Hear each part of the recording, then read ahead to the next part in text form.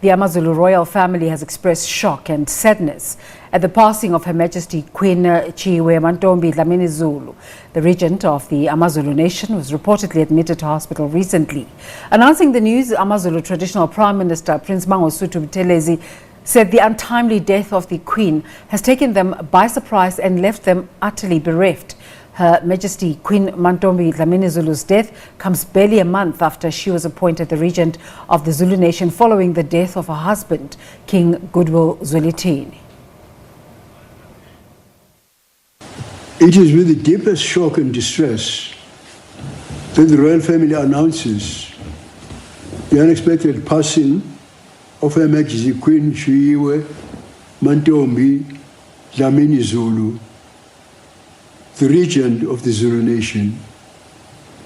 This has taken us by surprise and left us utterly bereft. It is true that the Lord alone knows the days that He has allotted to each one of us.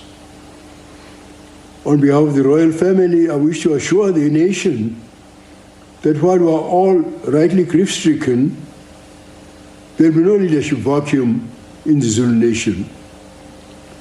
Further announcements on Her Majesty's funeral and the necessary arrangements will be made in due course. May Her Majesty, our regent, rest in peace. We're joined now via Zoom by Professor Sihawu Ngubane from the University of KwaZulu-Natal. A very good morning to you, Prof. Just what is likely to happen now that the AmaZulu nation regent Queen Mantfombi Dlamini Zulu has passed on? Good morning, Desiree and your viewers. We are all saddened and we are shattered by the demise of Her Majesty the Queen. And I think in response to your question, we're still digesting the passing on of His Majesty.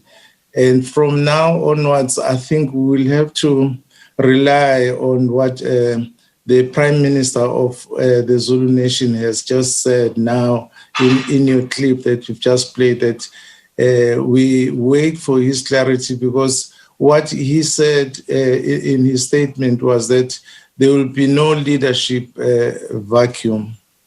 So I think we will have to wait for Prince Buthelezi to make an announcement of where we will go from here, because all of us are shattered at this point in time.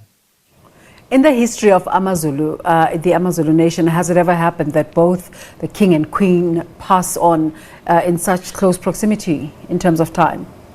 It is inevitable, because we all know that we will die one day. But in the history of the Zulu nation, this has never happened, that the king and the queen passes on within a period of a month. And this is what makes us all shocked about what has happened.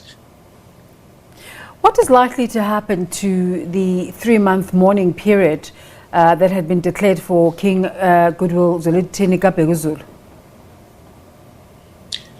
We cannot suggest for the royal family, but we believe that the process, you are aware that they're supposed to mourn for three months, and they've just mourned for 1 month now. And the remaining period, I think the royal family must have a meeting so that they can speed up the process. Because as the prince has mentioned that there will be no leadership vacuum, I think this process must be acted upon so that we don't have that vacuum. Because now that we will have this vacuum, it means we'll be inviting contestations from the royal house. So we leave it to them to take a swift action as soon as possible.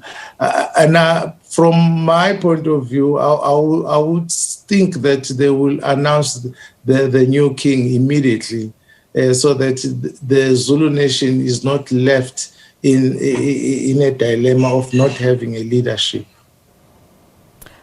touching on what you've just touched on in terms of succession line, what is likely to happen now going forward?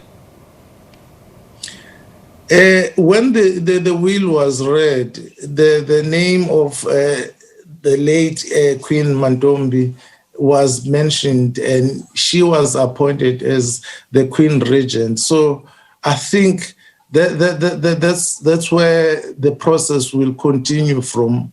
We are not too sure whether she had already appointed a new king or not, but that's what I was saying, that I think we will have to await for the Prime Minister of the Zulu Nation to clarify that, because the main purpose for having the regent was to prepare for the coronation of the new king and to appoint a new king. So I think it is in the hands of the royal family now to appoint a new king now that the queen has demised. Let's thank you for your time this morning, Professor Sihawu Ngubane from UKZN.